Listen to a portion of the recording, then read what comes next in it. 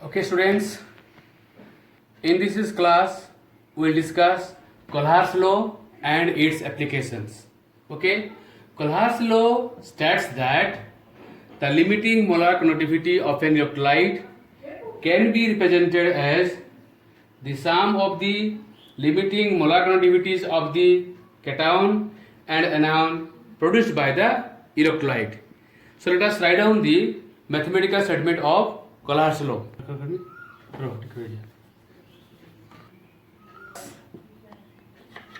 Let us take an electrolyte AXBY that ionizes as follows. AXBY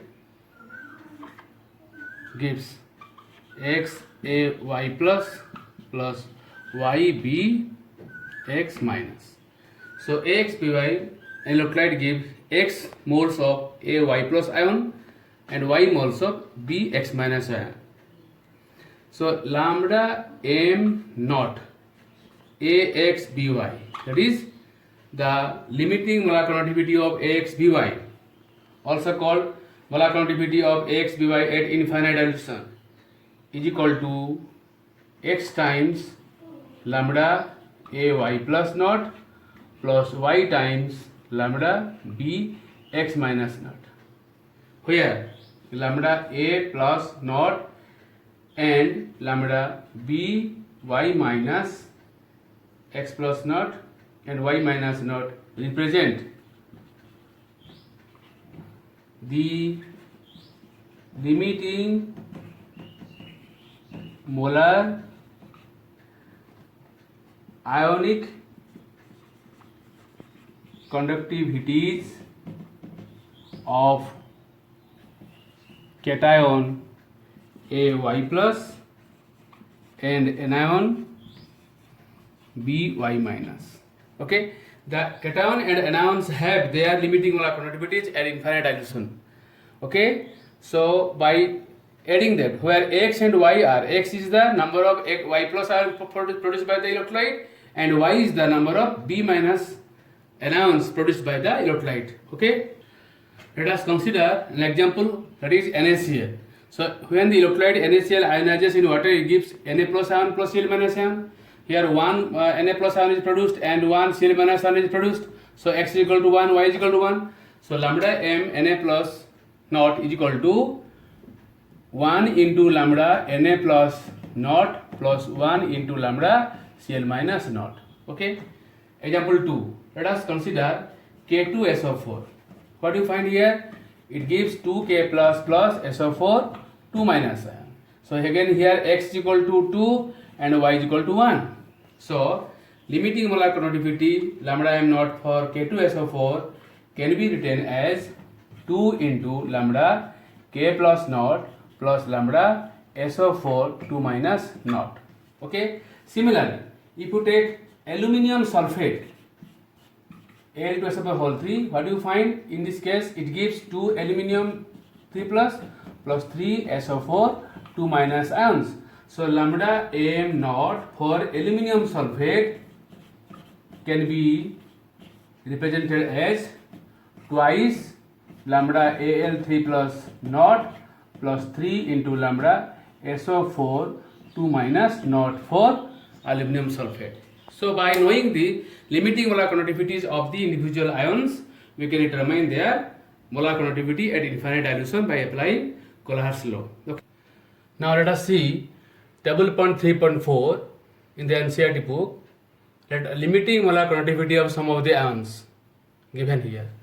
For H plus ion, lambda naught is equal to 349.6 Siemens square per mole inverse. Na plus ion is 50.1, K plus ion is given, Ca2 plus ion is given, most of the ions are given. OH minus it is given 199.1 Siemens square per mole inverse, chloride ion, bromide ion, iodide, acetate, nitrate and sulfate. Some of the limiting molar conductivity of the ions as determined by the scientists have been listed here. From these values we can calculate the limiting molar conductivity of some of these salts here as an example. Now let us calculate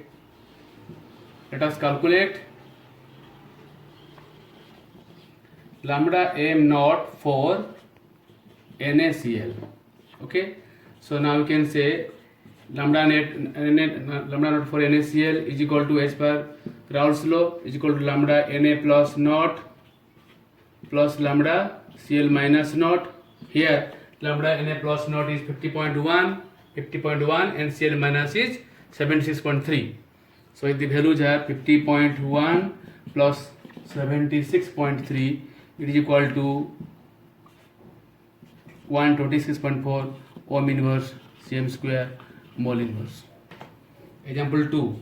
Okay, calculate lambda m naught for BaCl2, for example.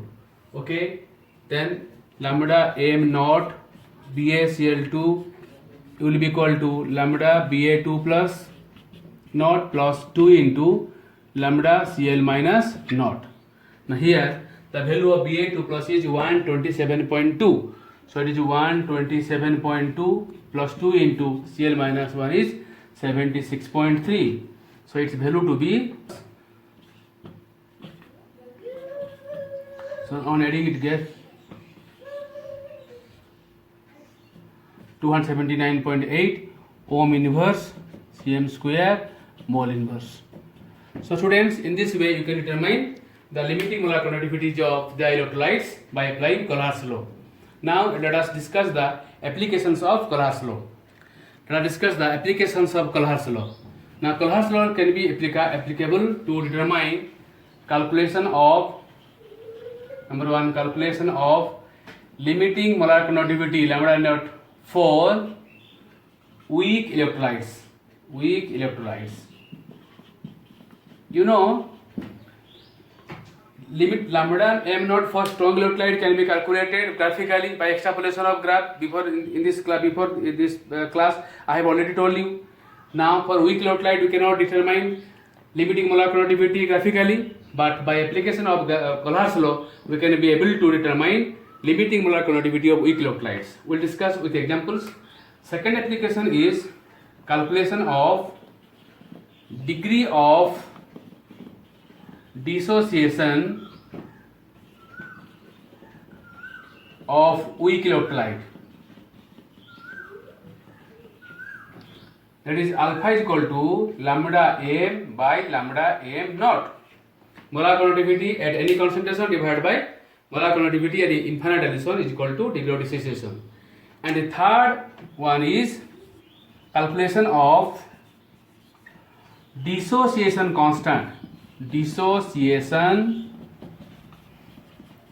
constant of weak electrolyte. Okay, now let us consider a weak electrolyte, for example acetic acid. Okay, for example acetic acid, for CH3COOH it ionizes to give CH3COO minus and H plus. Let its degree of dissociation be alpha. So at equilibrium 1 minus alpha will be left, and here is alpha, and the concentration of all the species will be C into 1 minus alpha, C alpha and C alpha. So what is Ka? Ka will be equal to C alpha into C alpha by C into 1 minus alpha.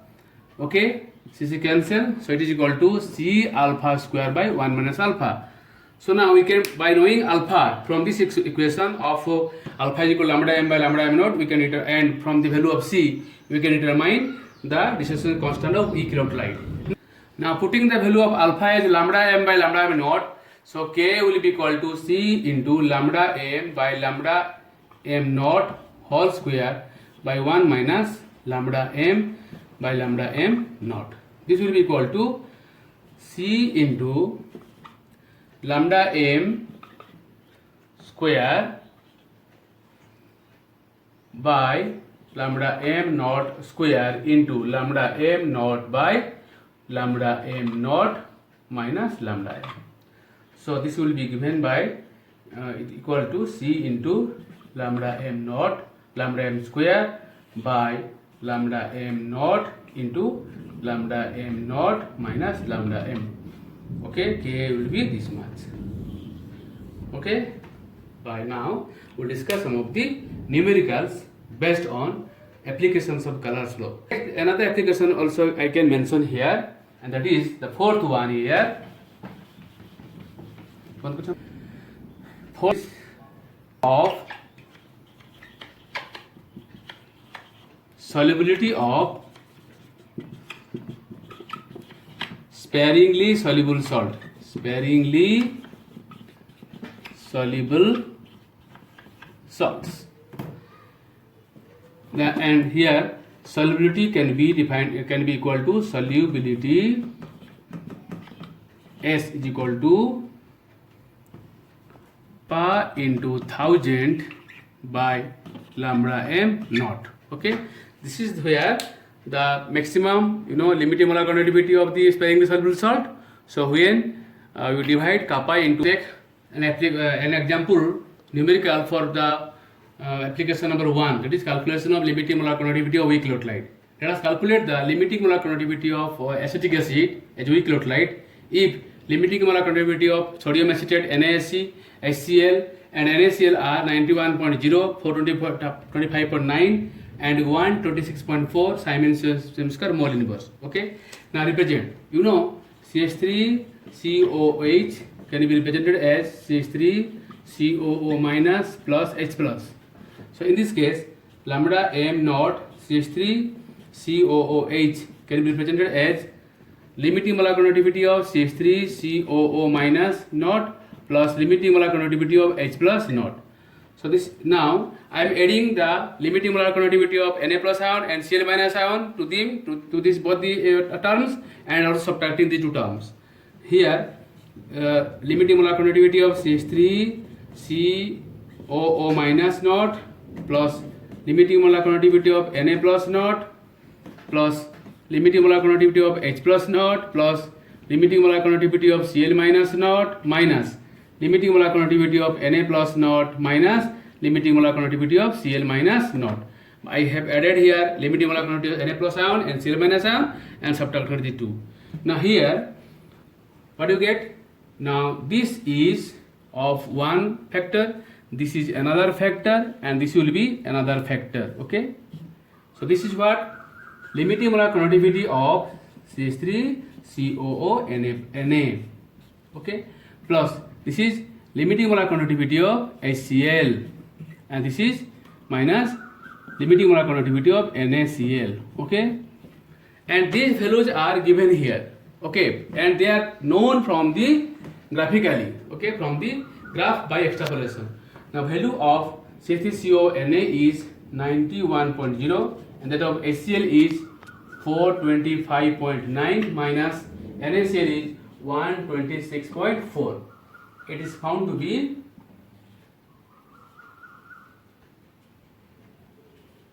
minus 126.4 and is equal to 90 Siemens cm square mole inverse. This is how we can calculate the limiting molar conductivity of acetic acid from the applications of Collar's law. Question number 2. The conductivity of 0.001028 m acetic acid is 4.95 into 10 to the minus 5 Siemens Cm minus 1. Calculate its degree of dissociation and dissociation constant if limiting molar conductivity of acetic acid is 390.5 Siemens square mole inverse. Okay, now let us solve it. Solution. Okay, now first of all calculate kappa, that is lambda m. Lambda m for acetic acid is equal to kappa into 1000 by molarity. The value is here, kappa is given as 4.95 into 10 to the power minus 5 Siemens Cm minus 1 into 1000 by molarity is given as 0.001028 and its value is found Siemens Cm square mole inverse. This is value of lambda m. Now let us calculate alpha. It is equal to lambda m by lambda m naught. Here lambda m is found to be 48.15 by the limiting molar conductivity is given as 390.5. So its value will be 0.123. So now dissociation constant K is equal to C alpha square by 1 minus alpha is equal to 0.001028 into alpha 0.123 whole square by 1 minus 0.123. Its value is 0.78 into 10 to the power minus 5 mole per liter. Okay, here it is mole per liter. So this is how we can calculate dissociation constant. Okay, students. So today we have learned what is Collard's law and what are the applications of Collard's law. This is